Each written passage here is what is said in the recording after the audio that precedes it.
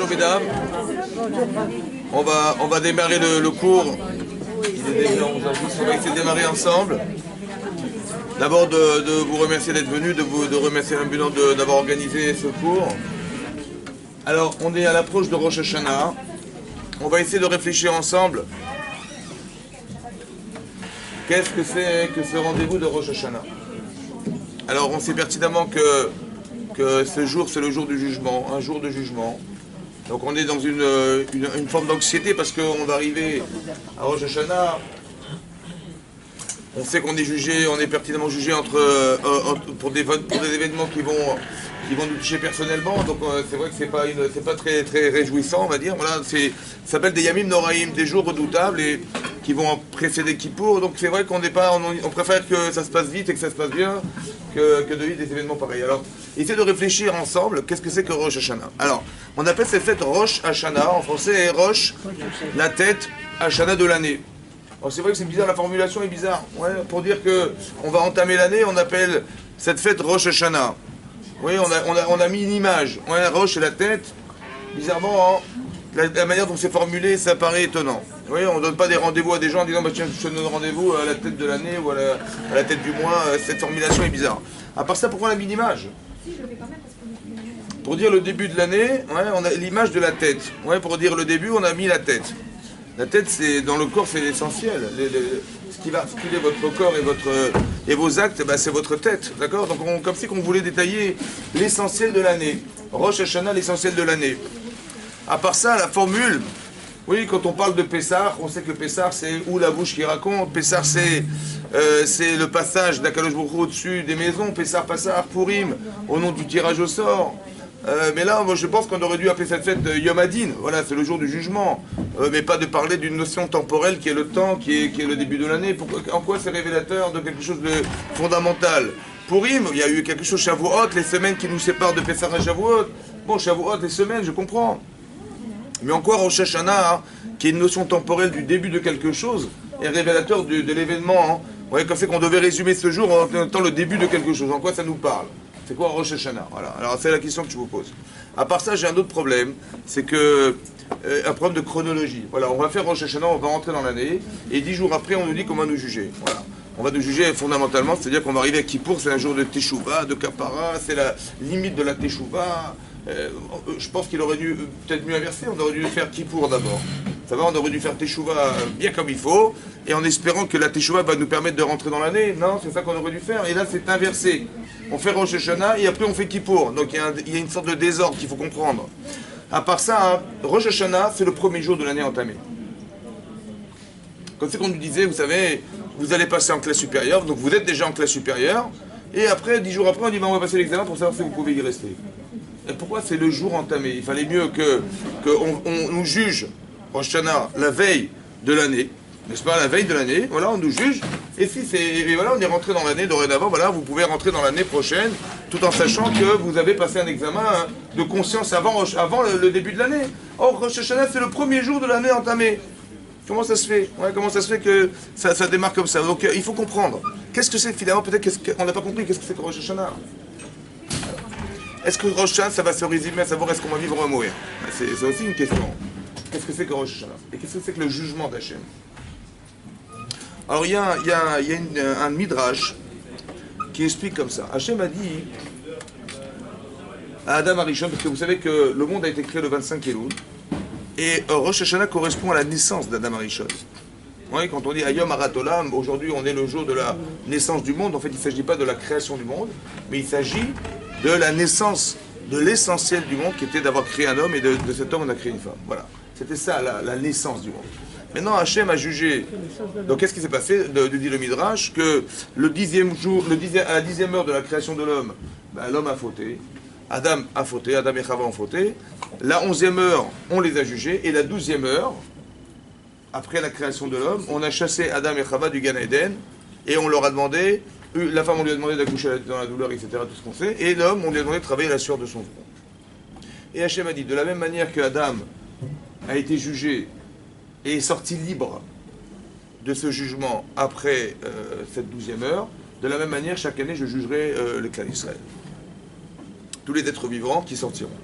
Alors le problème, dans le texte, c'est marqué il est sorti libre. Ben, il n'est pas sorti libre. Un, on l'a chassé du Gan Eden.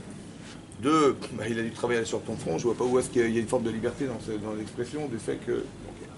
À part ça, la question qu'on devrait se poser, est-ce que le jugement d'Hachem, quand Hachem nous juge, il nous juge sur le passé? Voilà l'année dernière ce qu'on a fait, les années précédentes ce qu'on a fait, et en fonction de ça, il va nous juger. Donc le jugement, il est fait sur le passé. Ou bien son jugement, c'est un jugement sur le futur. Qu'est-ce qu'Hachem nous propose de vivre? C'est le jugement d'Hachem. Ou bien le jugement d'Hachem, c'est, vous voyez, qu'est-ce qu'on a dû être cette année-là pour pouvoir faire de nous quelque chose. Alors du Midrash, ça a l'air d'être que le jugement d'Hachem, il est sur le futur. Ça veut dire, qu'est-ce que je vais faire de vous l'année prochaine? Puisqu'Hachem a dit, tu vas sortir du Gan Eden, et tu vas travailler sur ton front. Alors on a l'impression que c'est une punition. Que ce qu'Hachem propose à l'homme, c'est d'avoir été puni, d'avoir été l'homme fauteur. Alors il va devoir sortir de Gan Eden, comme si on le jetait dehors, et qu'il allait dorénavant travailler là sur ton front. Que Dieu punit les gens. Voilà, on a l'impression que Dieu punit les gens, c'est un grand professeur, et on a fait des bêtises, alors Dieu nous tape sur les doigts, et il nous dit sortez dehors. Et vous allez dorénavant travailler sur... Il est frustré, Dieu, d'avoir constaté qu'on n'avait pas écouté, alors il va... Est-ce que ça doit se comprendre comme ça? Ou bien plus intelligemment, que le fait qu'on les chassait d'un endroit et qu'on les fait travailler, c'est réparateur d'une problématique personnelle. Parce que moi, je vous pose la question à vous. Vous êtes Adam Arishon. Vous êtes Adam Arishon. Hachem vous téléphone. Bonjour mesdames. Bonjour. Voilà, vous pouvez manger tous les arbres de la terre. Tous les fruits des arbres, vous pouvez consommer, sauf un seul arbre. L'arbre de la connaissance du bien et du mal, ça vous touchez pas. Ça va? On verra peut-être plus tard. En tout cas, il ne faut pas toucher ça, cet arbre aujourd'hui. Ok, on se rappelle? Bonne journée. Et il raccroche. Bon, Hachem vous téléphone et il vous dit il ne faut rien manger. Il faut manger de tous les arbres sauf cet arbre. Vous allez manger ou pas? Vous mangez ou pas? Non. Mais Adam, il a mangé? Il a mangé. Comment c'est possible?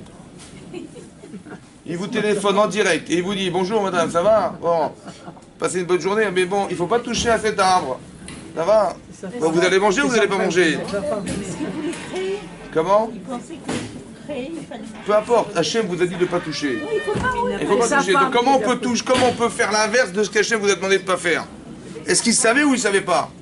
Il savait. Donc comment il peut faire en sachant qu'il va transgresser la parole d'Hachem? Mais est-ce qu'il avait la notion de ce qu'était Hachem? Lui, Adam, tout seul. Est-ce qu'il avait la notion? Alors le problème, c'est ça le problème. Elle est où la carence?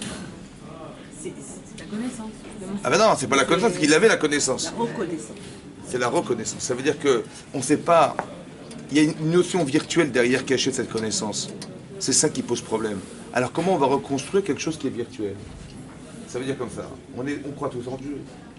Seulement cette notion, elle est virtuelle. Elle n'a pas comment dire, de matière. Elle n'a pas de consistance. Il n'a pas de conscience. Je vous explique. Je vais expliquer ce que je veux vous dire. Écoutez-moi bien. Je veux dire. Hein? Pas du tout. J'ai pas dit ça. Écoutez-moi bien. Par exemple, il y a une Gemara dans Brachot qui dit que Rabbi Yochanan ben Zakkai, qui était un Tana à l'époque du Beth Amikdash, il a dit à ses élèves, Yehi Ratson, il était mourant, il a dit à ses élèves, il leur a fait une bracha, il leur a dit Yehi Ratson, que soit la volonté d'Hachem, Shielachem Mora Shamaim, que vous ayez la crainte d'Hachem, Kemora Basar Vadam, comme on peut avoir la crainte des hommes.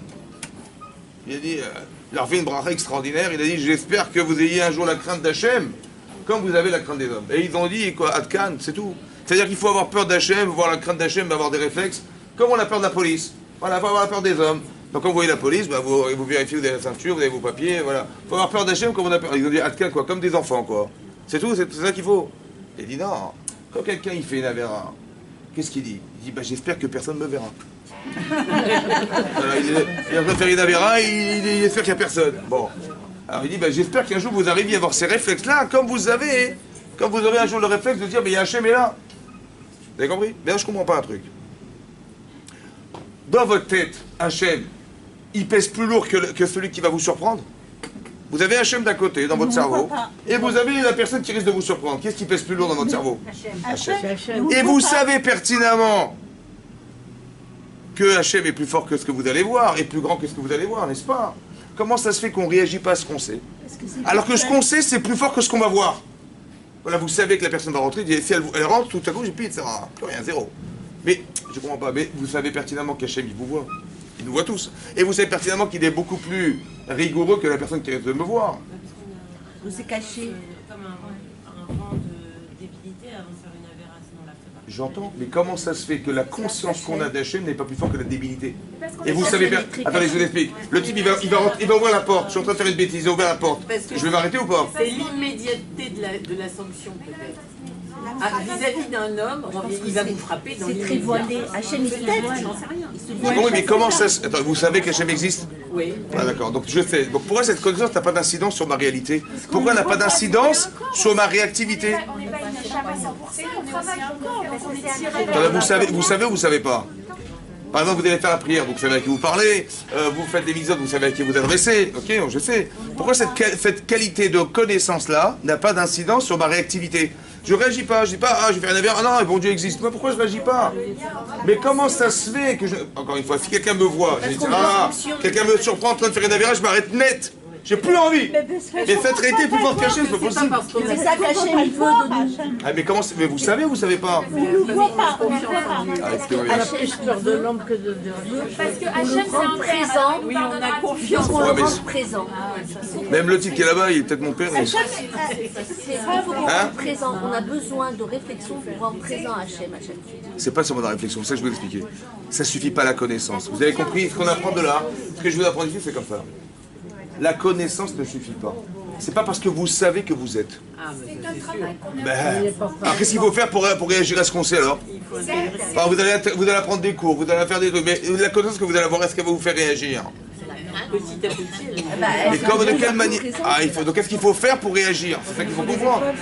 Non.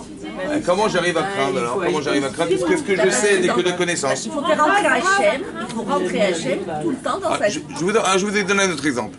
Voilà, récemment, il y a quelques mois, il s'est fait attraper vendant de la drogue en Colombie. Voilà, vous avez rappelé de cette histoire. Un Français qui vendait de la drogue en Colombie, c'était une équipe. Qu'est-ce qu'ils ont dit les Colombiens? Ils les ont jugés, ils ont donc tous condamnés à mort. Bon, alors la France, elle a su qu'on allait condamner un Français à mort. Ils ont dit non, attendez, nous, les drogués, on les tue pas. Hein. On les met en prison, on les juge. Et donc, ils ont envoyé un ambassadeur en Colombie. Bon, ils ont jugé les types, ils les ont condamnés à mort. Mais le Français, il était en attente de jugement. Qu'est-ce qu'on allait faire de lui? Il savait pas, il est dans sa chambre. Est-ce que vous croyez qu'il ne sait pas ce qui va se passer demain? Est-ce qu'il dort la nuit? Non. Bon, il dort pas la nuit, d'accord? Il a peur ou pas? Très bien. Maintenant, nous, on arrive à Rosh Hashanah. Demain, c'est Rosh Hashanah. On est là, on est la veille de Rosh Hashanah. Est-ce que vous arrivez à dormir la nuit? Bon. On va être jugé par Hachem. Bon, alors qu'est-ce que vous dites à votre mari? Tiens, passe-moi du miel, je vais mettre dans les pommes. On va passer une bonne année. Tiens, passe-moi des grenades comme ça de misote, elles seront aussi nombreuses que les grains des grenades. Voilà ce qu'on va là, on est peinards, on est super. Mais comment ça se fait qu'on n'a pas peur? Je n'ai pas compris. Le type en Colombie, là-bas, il sait pas ce qui va se passer demain. Il va être tué par un homme, il est comme un fou. Et nous, on va être tué par Hachem, on sait pas ce qui va se passer demain, on est tranquille. Hein? Mais comment ça se fait? C'est ça le problème. Alors ça veut dire. Hein? Non, c'est pas ça, c'est qu'on n'y pense même pas. Comment ça se fait? Alors comment on arrive à construire cette conscience? Comment on arrive à construire la conscience d'Hachem? C'est ça le problème. Parce que ça fait partie de lui. Comment on fait? Comment je vais réagir un jour à la conscience que j'ai la d'Hachem? table, le céder, le plateau. Peut-être qu'il y a vraiment des gens pas la coincés. conscience. Entre nous, quelqu'un il va les faire juger demain. Il va préparer une belle table, il va dire ouais.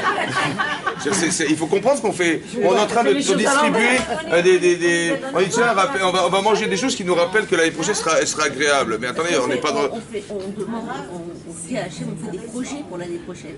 On dit on va faire ça, on va faire ça mieux. On va essayer. Alors il faut comprendre ce que c'est que il faut comprendre ce que c'est que Rosh Hashanah. Alors c'est ça que je veux comprendre. Qu'est-ce que c'est que Rosh Hashanah? On fait des projets pour l'année prochaine. Alors écoutez, on regarde. On essaye de faire. Alors justement, on va essayer de comprendre. Alors, on n'a pas beaucoup de temps, il reste une demi-heure, on va essayer de faire vite. Alors, regardez, on va essayer d'expliquer. En fait, malheureusement, on nous a éduqués à croire que Dieu, il va nous condamner, ou il va nous dire Hazak ou Baruch, ou il va nous mettre une tréha. Voilà, c'est comme ça qu'on nous a, au Talmud Torah, on nous a dit, tu sais, fais des bisous, tu seras heureux, et si tu fais des avéros, tu sais pas, oh là là. Bon. Alors, il faut faire attention à ça. Maintenant, on n'est pas dans ces... Hachem, c'est mon père.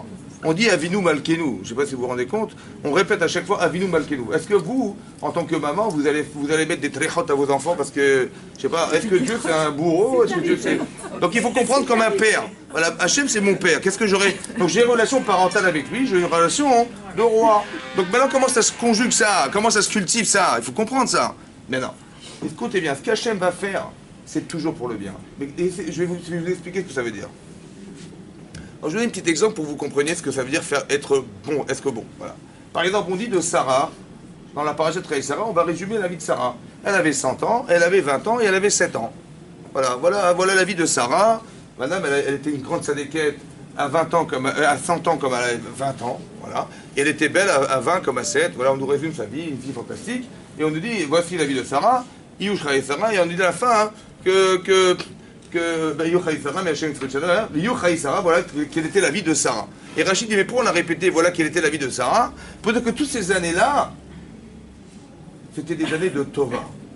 Tova, ça veut dire qu'elle a une vie magnifique. Donc une femme qui n'a pas eu d'enfant pendant 90 ans, hein, elle a été, comment vous dire, elle est arrivée chez Avimelech, et ben il a failli abuser d'elle, il a fallu qu'on intervienne, Hachim intervienne. Elle a été obligée, Madame Sarah, de donner une femme à son mari pour avoir des enfants. Hein, etc., etc. Elle a eu un enfant comme Ishmaël, pardon, elle a eu un enfant comme Ishmaël, elle a eu peur pour son fils Israël, et finalement, le bouquet final, elle est morte crise cardiaque en apprenant que son mari allait tuer son fils. Bon, elle a une vie extraordinaire. Voilà, voilà, mais non, je comprends pas. Elle est où, fantastique sa vie? Quel bonheur elle a vécu, cette dame, la pauvre. C'est où les Tova? C'est quoi Tova? Vous comprenez ce que c'est Tova? Ah, écoutez-moi bien. Principe qu'il faut retenir en tête. Tout ce qui nous arrive. Il y a eu le Tova. Écoutez-moi bien. Mais on ne comprend pas ça, Tova. Quelle Tova? Elle n'a pas eu de gosse, elle n'a pas eu d'enfant. Quelle Tova? C'est quoi la Tova? Essayez de comprendre que ce qui nous arrive, il ne faut pas le réfléchir dans ce que vous vivez. Réfléchissez-le dans ce que vous devenez. La Tova, c'est que ce qui vous arrive est une épreuve. Mais elle met en éveil quelque chose en vous ou pas? Ouais. C'est ça la Tova. Le Yetzirah, il va vous dire, mais tu te rends compte quelle vie on a, mon chéri, on n'a pas d'enfant, et qu'est-ce qui nous arrive, et qu'est-ce qu'on a fait au bon Dieu, et voilà ce qu'on dit. Voilà. Arrête de réfléchir à ce que tu vis, essaie de réfléchir à ce que ça entraîne chez toi. Qu'est-ce que tu deviens? Une femme sensible, une femme qui va s'accrocher au bon Dieu.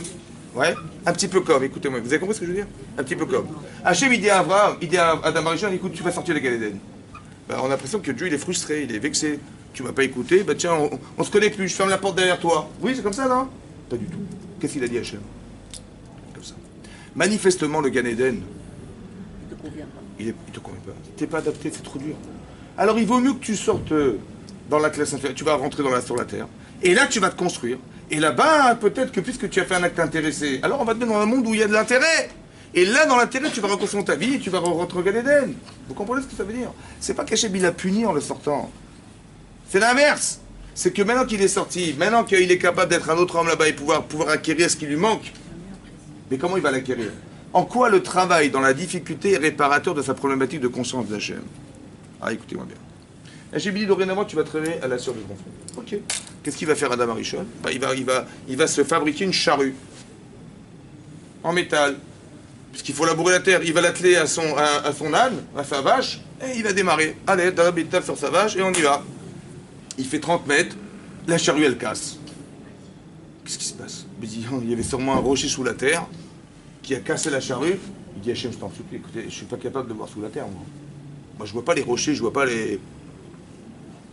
Je t'en supplie qu'Hachem fasse que, bon, je vais refaire la charrue, je vais l'atteler à mon âne, mais je t'en prie qu'il n'y ait pas de cailloux sous la terre, je t'en supplie. Bon. Il espère, il fait 50 mètres, il revient, il fait 4-5 sillons, il dit c'est rien passé. Merci Hachem, Chazak, merci de m'avoir aidé. Bon. Après il commence à semer, donc il prend ses graines, il commence à semer. Il fait 30 mètres, il voit les pigeons qui mangent ses graines. Les pigeons ils mangent des graines. Je t'en supplie Hachem, il faut que ça pousse. Moi je vais faire, je t'en supplie Hachem qu'ils aillent manger ailleurs. Ou demande à Chorma d'imaginer comment je vais faire pour essayer de les chasser ces oiseaux. Bon, il a fait un épouvantail. Et au Hachem, ils ont été mangés ailleurs. Il dit merci Hachem.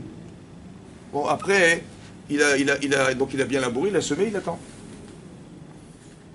Mais il attend qu'il pleuve. Il pleut pas. Il pleut pas. J'attends, il pleut pas. J'attends, il pleut pas, mais comment ça va pousser? Je t'en supplie Hachem qu'il pleuve. Bon, les nuages arrivent, il pleut. Ah, merci Hachem, merci. Après, il attend, et puis bon, l'hiver arrive, les feuilles sauvages, les machins, il faut nettoyer, faut dégager tout ça, il faut pêcher, il faut...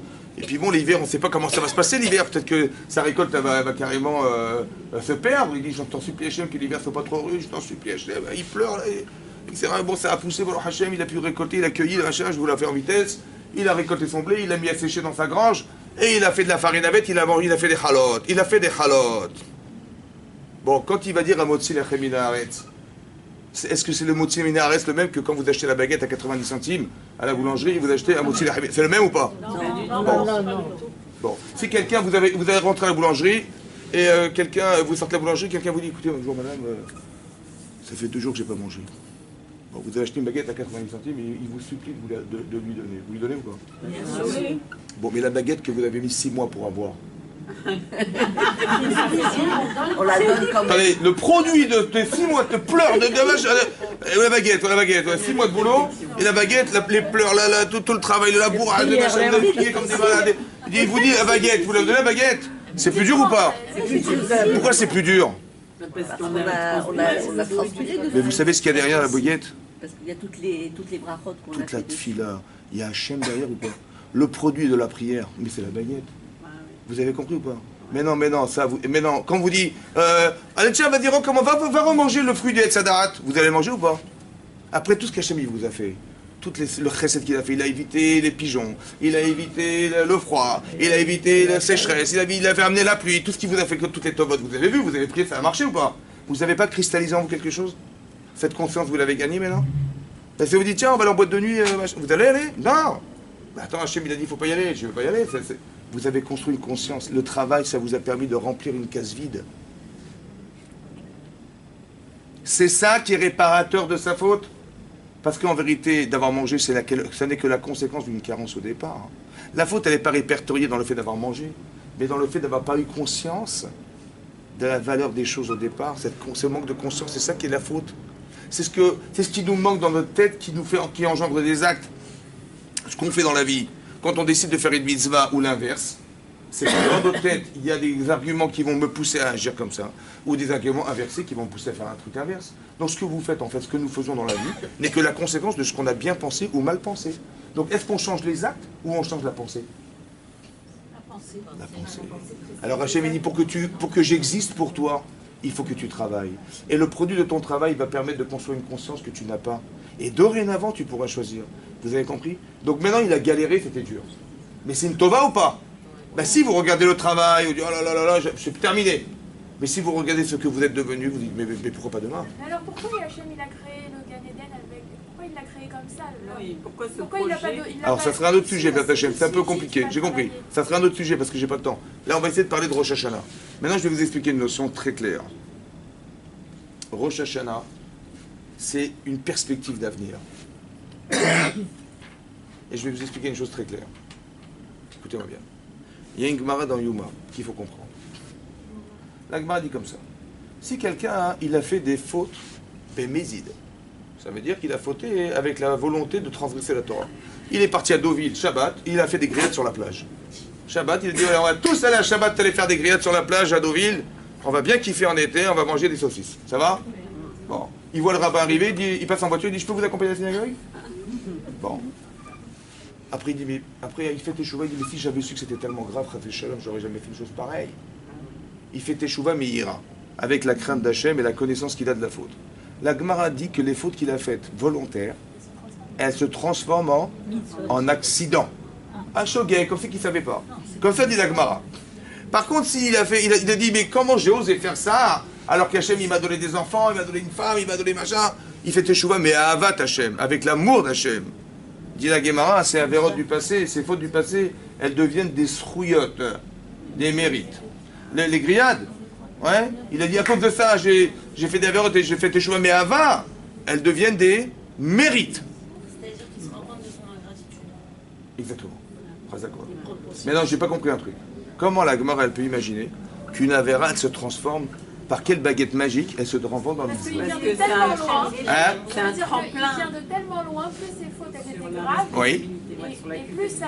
Et plus dorénavant, Son retour est grand. il sera bien. Dorénavant. Le type, il a fait de la prison. Ouais. Il a fait des bêtises, il a fait de la prison pendant 15 ans. Mais non, il a dit sortez de prison, il fait tchouva, mais là-bas. Mais dans son casier judiciaire, il s'est vidé ou... Non. C'est sûr ou non? Comment ça devient des strouillottes? Mais son passé, on le connaît son passé. Il est où passé son passé? Comment des actes passés se transforment? Hein?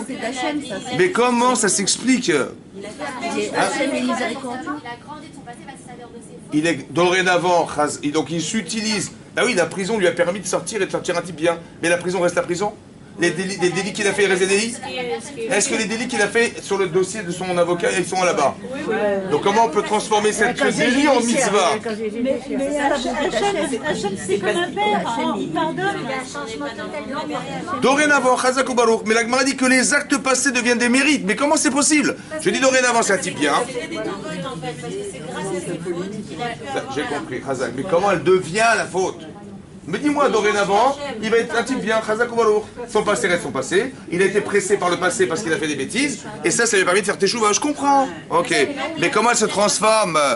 Comment elle se transforme en mitzvah? C'est pas possible, c'est pas logique. Des midotes qui ont servi à faire le mal et qui vont servir à faire le bien. Oui, j'ai compris, mais ça reste un acte négatif en soi. Pourquoi il est transformé l'acte? Mais non, au départ. Mais non, esrout, ça veut dire quoi, esrout? On dirait Chazak ou Baruch. Justement, si par exemple il est c'est très plus sanguinaire, dur pour il lui. est très difficile, il a un Très bien. caractère difficile, tout ce qu'il a amené à faire ces avérotes, Oui. eh ben, ça va être un travail énorme de les transformer dans C'est vrai, l'amour de Dieu. c'est vrai. Là, dorénavant, Chazak ou Baruch, dorénavant, il sera un type bien. Mais comment les actes pas... Il a engueulé sa femme, il l'a mis dehors. Il a fait des bêtises. Mais cet acteur, C'est le point de départ de cette chouva. Mais il est cristallisé cet acte. Comment il peut devenir un strout? Je comprends pas. Parce qu'il n'y a rien qui est cristallisé. C'est vrai, encore une fois, il devient l'homme positif. Ok, Chazak, j'ai compris ça. Mais je vois pas. Alors écoutez-moi bien. Il y avait du bon parce qu'il s'est transformé. On a du mal à croire. Mais non, parce que c'est un sourd. Comment il va Alors écoutez, je vais vous dire un principe de base. Écoutez-moi bien. Dans la teshuva, quand vous remettez en cause ce que vous avez fait dans votre vie, est-ce que vous pouvez retourner en arrière Non. pour dire tiens, je vais changer mes actes, etc. Si, mais Si vous j'avais. pouvez même dire Mechila et compagnie. Attendez, écoutez bien. Non, mais j'ai compris. Est-ce que vous pouvez retourner 10 ans en arrière, dire tiens, fait 10 ans en arrière, je vais retourner dans le temps et je vais essayer de changer ce que j'ai fait. C'est impossible. Ça serait sympa, mais c'est pas possible. Donc Hachem, il nous a pas demandé de retourner dans le temps. Par contre, écoutez-moi bien. Écoutez-moi bien. Ce que vous avez vécu il y a 20 ans, c'est où? Hein? C'est où? C'est où? Dans le mémoire. Est-ce que vous retournez-vous? Est-ce que vous pouvez voir votre passé? Donc il est où votre passé? Bien. Par exemple, vous avez appris à lire à 6 ans. Vous savez lire ou pas? Donc vous avez aussi 6 ans? Aussi 6 ans? Ben oui, puisque vous savez lire. Vous avez aussi 6 ans ou pas? Très bien. Donc c'est quoi le présent? C'est quoi le présent? C'est quoi le présent? La conscience du Votre âge à la seconde où je vous parle, c'est quoi? C'est une accumulation. C'est la concentration de tout votre passé. Oui ou non?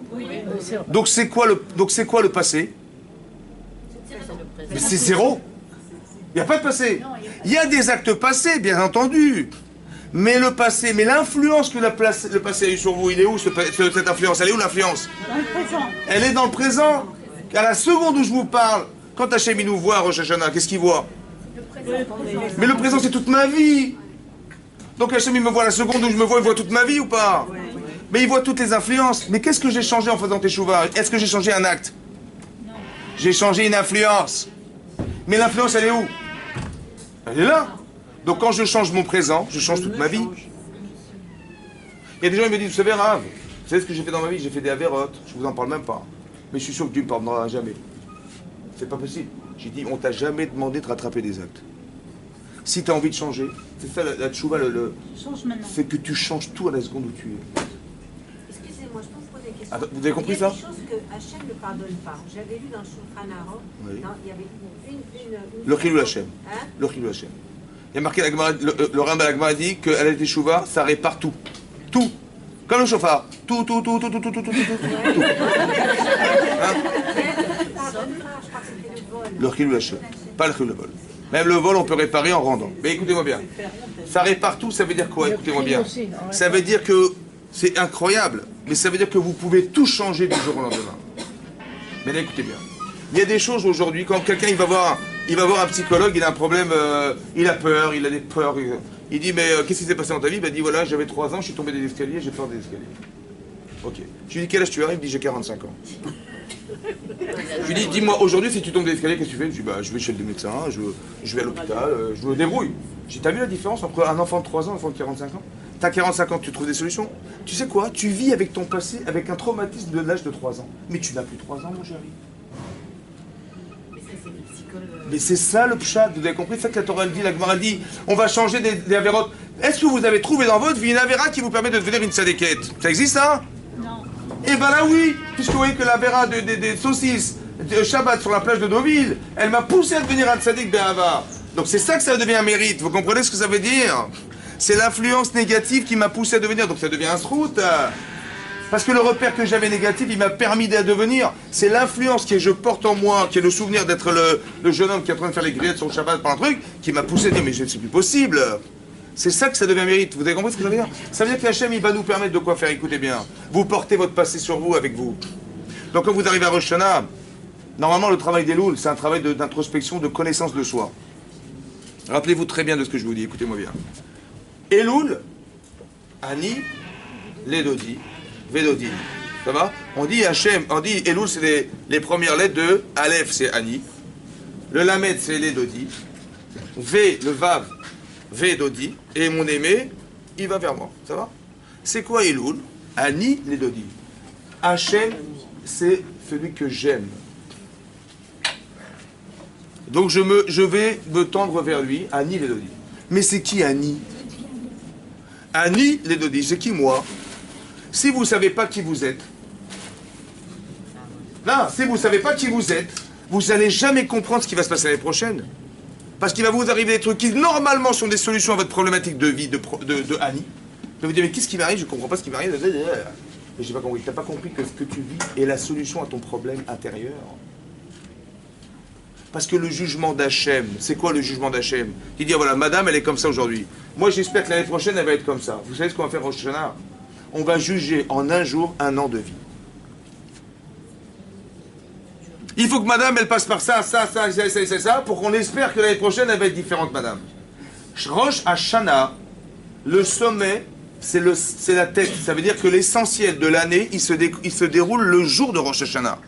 On va juger non pas ce Hazvé Shalom, ce que vous avez fait l'année dernière, mais ce que vous êtes au présent, qui est l'accumulation de toute votre vie. On va dire, mais tiens, voilà, elle est comme ça, cette fille, qu'est-ce qu'on fait d'elle? C'est ça qu'il dit Hachem à Rosh Hashanah. Il dit, pour qu'elle change, bonifier ce qu'elle a de bien, et essayer d'éliminer ou bien de corriger ce qu'elle a de mal, il faut qu'elle passe par ça, par ça, par ça, par ça, par ça, par ça, par ça. On va mettre 365 images différentes, qui sont les jours de votre expérience de vie, qui vont vous permettre, normalement, si vous les comprenez, et vous l'acceptez, et vous vivez bien, et vous êtes cohérent dans votre vie, que normalement, vous allez être une femme différente à l'année prochaine. Shana Shinouï. Il va y avoir des changements chez vous. Le changement, il faut le comprendre. Même ce qui est une difficulté en soi de vécu personnel, vous a transformé ou pas? Vous êtes plus sensible, vous êtes plus aimante, vous êtes plus cohérente, voilà ce qui vous est arrivé. Oui, ça vaut le coup de le vivre ou pas? C'est ça la tova. Quelqu'un qui passe un examen, il travaille pendant 3 ans, c'est un étudiant, il travaille comme un fou, il révise, machin, il oublie, il recommence, il passe des interros, il passe des contrôles, voilà. À la fin de l'année, il passe son examen, au bout de 3 ans, et il réussit l'examen. Est-ce qu'il va dire? Il va dire, mais c'était dur. On a galéré, franchement, c'était... Ou il va être heureux il va inviter tous ses copains et ses amis à passer un moment au restaurant parce qu'il a réussi son examen. Il va se plaindre ou pas? Vous savez ce qui se passe dans la vie? Il nous arrive un truc. Nous, on croit qu'on est dans l'épreuve comme quelque chose qui nous a porté un préjudice. Arrête de réfléchir à ce que tu vis. Regarde la résultante de ce que tu deviens. Quand tu as réussi l'examen, tu sais que tu as des compétences. Ça a été compliqué, mais tu ne regardes pas la souffrance qui occasionne le résultat. Regarde le résultat. Le résultat, c'est ce que tu es devenu. Tu es devenue une femme cohérente, une femme qui est sensible. Un exemple très simple. Récemment, quelqu'un m'a téléphoné, un élève à moi, il me dit, voilà, ma fille, elle a un problème, elle a 8 mois, elle a un petit problème, elle a du mal à respirer, etc. Bon, on ne savait pas ce qu'elle avait, on croyait qu'il y avait des bronchites, des machins, on avait des médecins. On était voir un spécialiste, elle a un problème cardiovasculaire et tout. Bon, on va l'opérer. Il me dit, ça fait 2 mois qu'on attend, ça fait 2 mois qu'on pleure. Et on va l'opérer très... Il dit, comment vous comprenez ça? Qu'est-ce qu'il veut Hachem?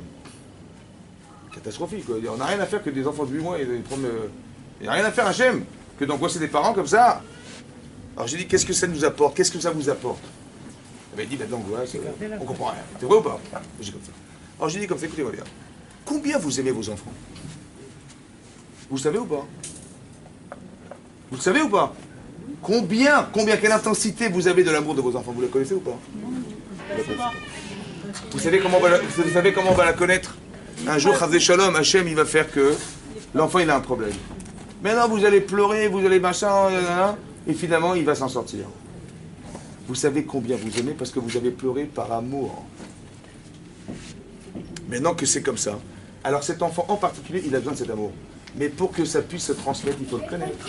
Alors Hachem, il a éprouvé la personne pour lui faire connaître l'intensité de l'amour qu'il va transmettre un jour. Donc ne regardez pas l'événement tel qu'il est vécu, regardez ce que vous êtes devenu par ça, ça que je vais expliquer. Je dis, tu vois, maintenant tu sais que tu l'aimes ton fils. Parce que cet enfant-là, Hachem, il sait qu'il aura besoin d'amour plus tard. Mais comment tu veux le transmettre si tu ne le connais pas? Alors Hachem, il t'a éprouvé de cette manière.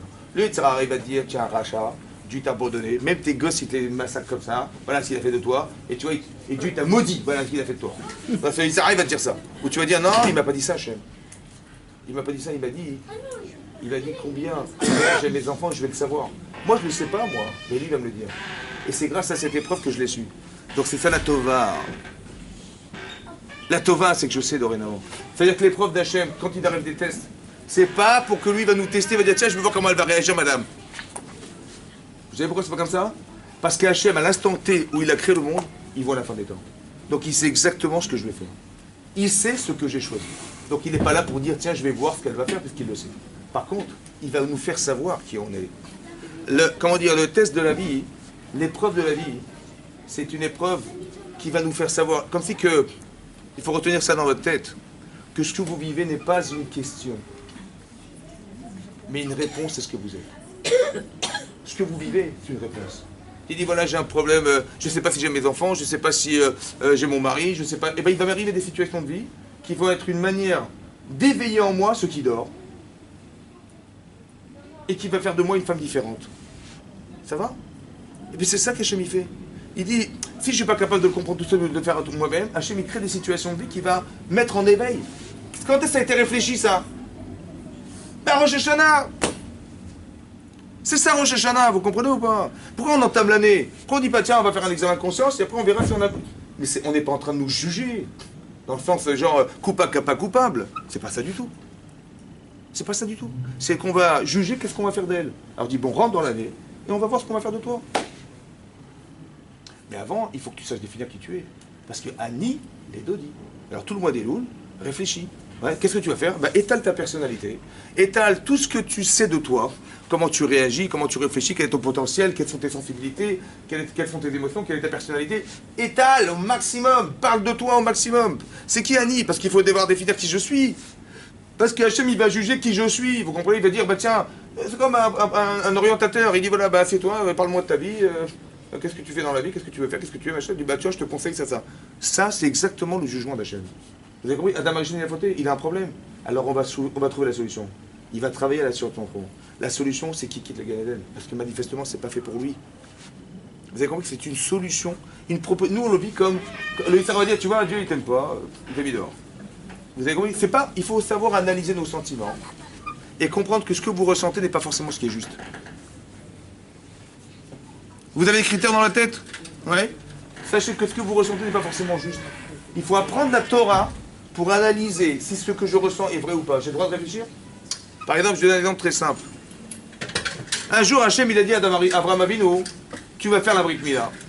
Voilà, il avait 100 ans, Hachem lui propose de faire la Brit Mila. C'est un problème pour Abraham, parce qu'Abraham, il fait du chesed, il reçoit des gens, il est hospitalier, il fait des barlets de chouva, mais c'est un handicap de faire une Brit Mila. Il fait pertinemment qu'il ne va pas pouvoir faire ses misotes comme il faudra.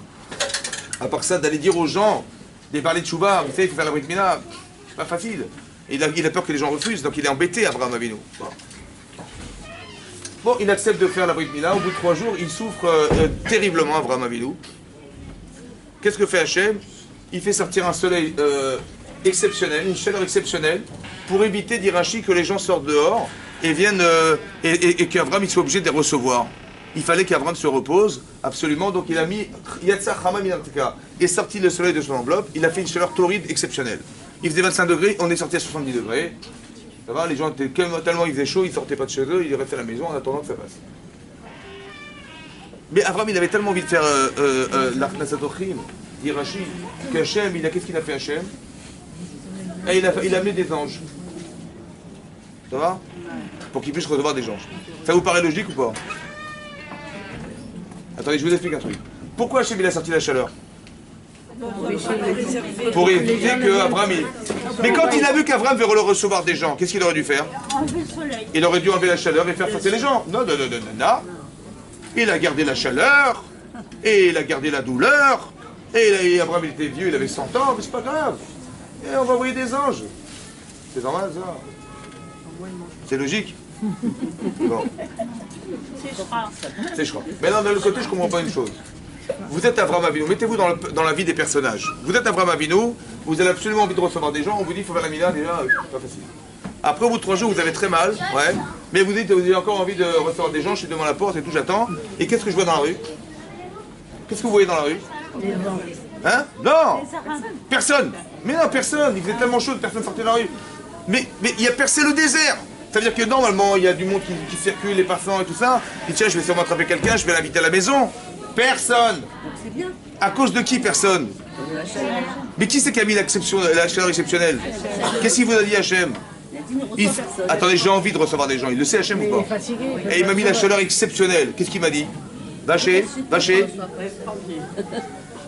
Mais je veux faire des mitzvot, quoi. Tu sais que je... C'est pas bien pour toi. Qu'est-ce qu'il m'a dit?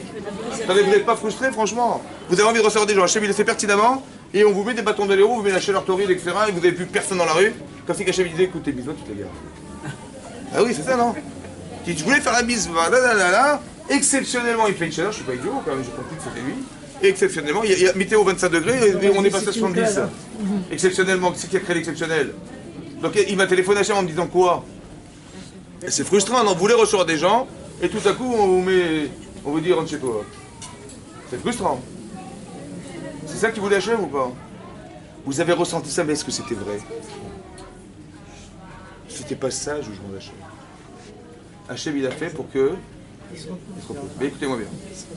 Maintenant je vais poser une question à Abraham. Moi je vais continuer.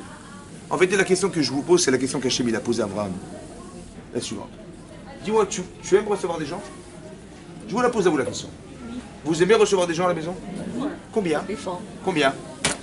Voilà, c'est Shabbat, il y a des gens qui ont besoin d'être reçus à la maison. Combien vous allez recevoir de gens Shabbat chez vous? Combien? Combien? 10? Combien? Bon. Maintenant, c'est le mariage de vos enfants. C'est Shabbat Khatan. Combien? Hein? Combien? Bon, vous savez pas, manifestement, vous savez pas. Vous avez raison, on ne sait pas. On ne sait pas combien. Vous savez ce qu'il va faire Hachem? Il va vous répondre. Écoutez-moi bien. Hachem, il va dire à Abraham, fais la Brit Mila. Bon, au bout de 3 jours, il dit, ça va, t'as mal? Il dit, ah ouais, j'ai mal. Je dis, mais dis-moi, t'as envie de faire la mitzvah ou pas? Il dit, oui. Eh bien, je t'ai fait savoir, Hazak ou Baroy, je t'applaudis bien fort, que la mitzvah que tu as construite, elle est plus forte que ta douleur. Et c'est pas fini. Je vais te rajouter la chaleur. Comment tu te sens? Il dit, ben, la douleur, ben, c'est dur, hein, mais la chaleur aussi. Et tu as envie de faire la mitzvah? Il dit oui. Et ben, je te fais savoir que malgré la douleur et malgré la chaleur, tu as envie de faire la mitzvah. Kol hakavod hazak u'baruch. Hachem, il lui a fait savoir que ce qu'il a construit, ça existe au-delà de la souffrance et au-delà de la douleur et de la chaleur. Ça veut dire que c'est profond, quoi. Il aurait pu dire 10 fois, ben, je suis vieux, il aurait pu franchir. Il aurait pu dire, ah, il fait trop chaud, machin. Ah, la bilade. Il aurait pu dire non 1000 fois. Il n'a pas dit non. Ça veut dire qu'Hachem lui a fait savoir quelle intensité il a dû mettre derrière pour ne plus avoir mal. Par exemple, un exemple très simple. Vous allez voir votre grand-père qui a 90 ans et vous allez lui rendre visite. C'est une mitzvah. Oui, non. Vous allez voir, dire, alors papy, comment ça va? Hein? Comment vas-tu? Il dit, ah, ça me fait plaisir, franchement, viens, je te sers un café, machin. Il est content de vous voir. En vérité, vous lui avez demandé comment ça va. Est-ce que ça va? Non. Ben non, ça va pas parce qu'il dort pas la nuit, il a mal au dos, il fait sur lui, il demande à les gens de faire les services, il s'ennuie toute la journée. Est-ce que ça va? Normalement, il aurait vous dire, tu es bête ou quoi? Oh, j'ai 90 ans. Déjà que je me lève, déjà, dis merci. Il aurait dit, mais tu t'es bête, tu comprends pas que j'ai mal au dos, je dors pas, et tu viens que maintenant. Il aurait pu râler ou pas? Il n'a pas râlé. Qu'est-ce que vous apprenez de là? Vous avez compris que ce que vous avez fait, en venant le voir, il a dépassé sa souffrance. Ça veut dire qu'on peut, quand on est heureux, on ne souffre pas. C'est quand on est malheureux qu'on souffre. Donc qu'est-ce qu'il faut comprendre derrière tout ça? Il faut comprendre qu'il faut avoir un objectif heureux dans sa tête. Parce que quand on a un objectif heureux, tout ce qui va passer pour y accéder, comme c'est un bonheur, on n'est pas en souffrance de vivre. C'est ça qu'Hachem veut. Que le jugement d'Hachem, il n'est pas douloureux. S'il faut travailler et il faut mettre des efforts pour arriver à gagner sa vie, est-ce que vous dites, ah, c'était dur? Ou vous dites, tiens, ben, j'ai gagné ma vie? Ah, vous dites, j'ai gagné ma vie.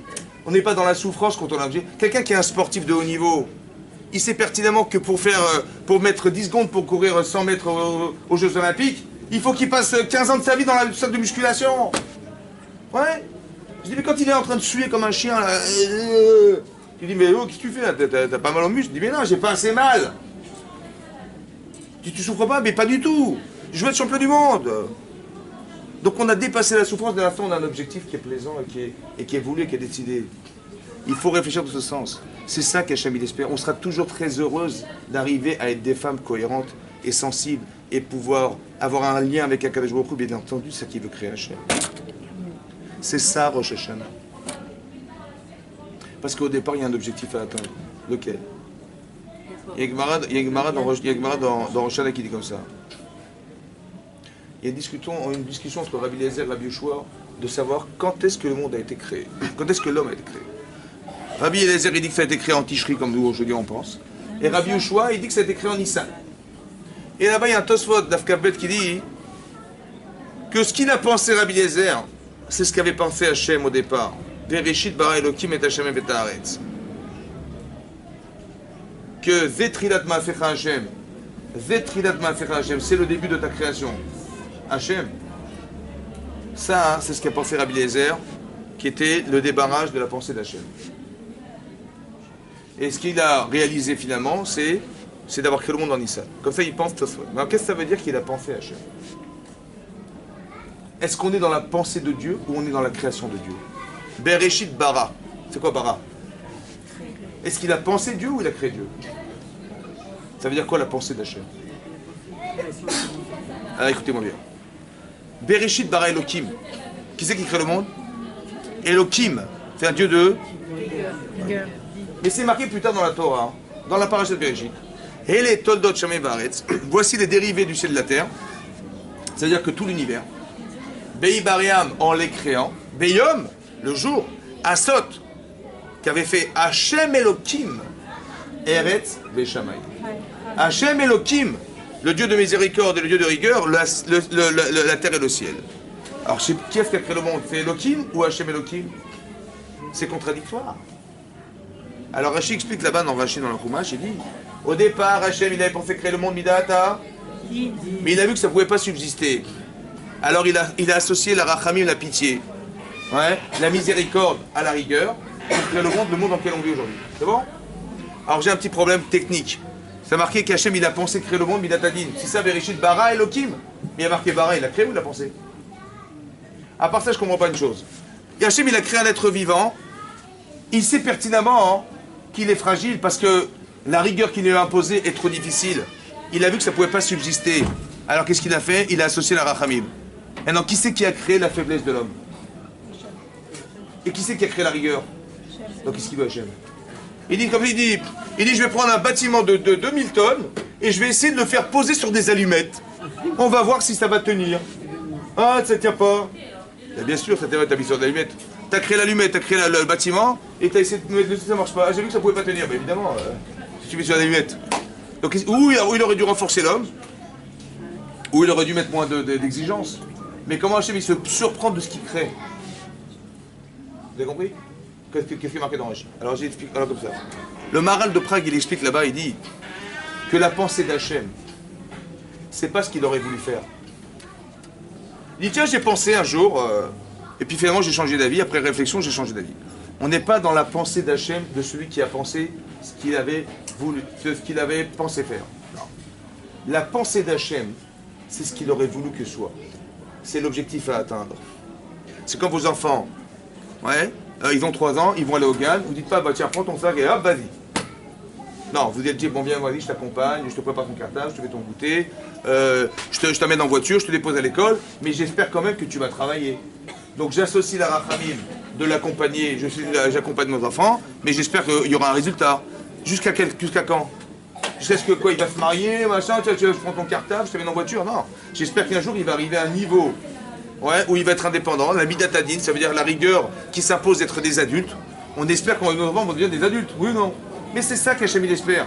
Vous savez ce que c'est ça? C'est Bereshit bara Elokim. C'est une création en soi. Que Hachem il a créé un monde qui a double sens. Ça veut dire que celui qui est d'assister les gens, mais qu'un jour on espère que les gens vont devenir des tzadikim quand même. Ça a été pensé au départ de la création du monde, ce que je vous dis là. Mais ça a été pensé quand? Vous savez quand est-ce que c'est pensé ça? C'est pensé le jour de Rosh Hashanah. Hachem il dit j'espère qu'elle va devenir une tzadiket. Alors je vais lui proposer de vivre quelque chose qui tend vers ça. Je me rappelle Zetriat Maasecha Hachem. Hachem il se rappelle du souvenir qu'il avait d'avoir dit Bereshit bara Elokim. C'est ça qu'il espère. Donc ce que vous allez vivre n'a de sens que si vous comprenez que vous allez évoluer parce que vous allez vivre demain.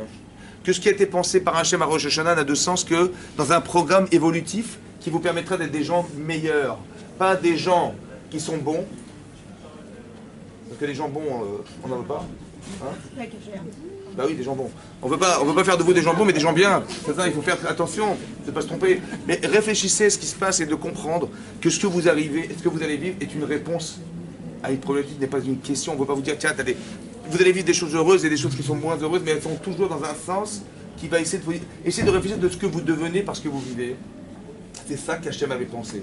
Essayez de réfléchir dorénavant à ce que vous avez vécu l'année dernière et sachez que tout ce que vous avez vécu n'était que des solutions à ce que vous avez, à ce que vous êtes. Donc si vous les comprenez bien, c'est bien décrypté, vous allez vivre avec bien.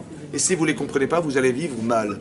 Mais c'est pas ça qui voulait Hachem. C'est ça le Yetzer Hara et ça le Yetzer Tov. On apprend la Torah juste pour savoir lire. Vous avez des connaissances dans la Torah, c'est juste pour mieux comprendre ce que vous allez vivre. Et ça a été pensé à Rosh Hashanah.